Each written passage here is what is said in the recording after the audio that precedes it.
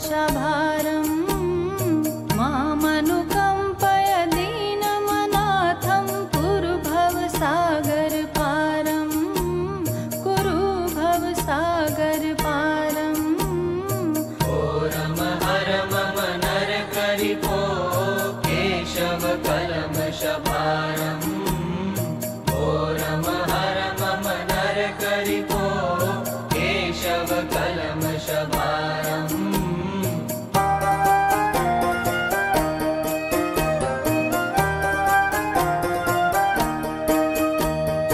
जय जय देव जयासुरसूदन जय केशव जय विष्णु जय लक्ष्मी मुख कमल मधुव्रत जय दशकंदर जिष्णु घोरम हर मम नरकरिपो केशव कल्मषभारम् मामनुकम्पय दीनमनाथं कुरु भवसागरपारं कुरु भवसागरपारम् घोरम हर मम नरकरिपो केशव कल्मषभारम् घोरम हर मम नरकरिपो केशव कल्मषभारम्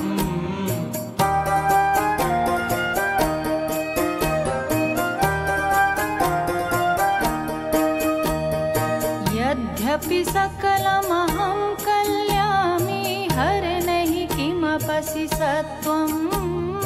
तथापि न मुच्यति मामिदमच्युतपुत्रकलत्रममत्वम्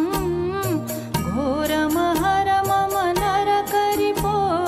केशव कल्मषभारम् मामनुकम्पय दीनमनाथं कुरु भवसागरपारं कुरु भवसागरपारम् घोरम हर मम नरकरिपो केशव कल्मषभारम् घोरम हर मम नरकरिपो केशव कल्मषभारम्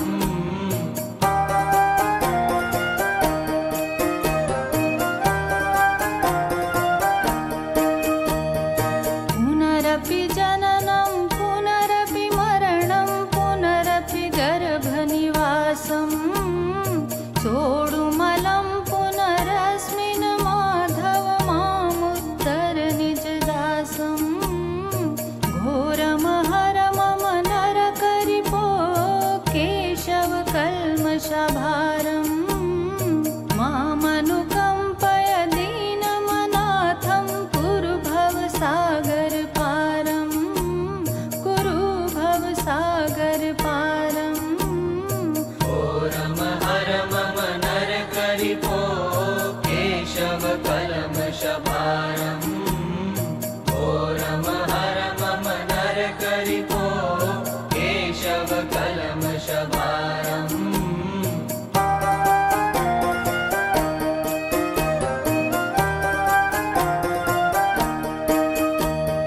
त्वं जननी जनकः प्रभुरच्युत त्वं सुहृतकुलमित्रम्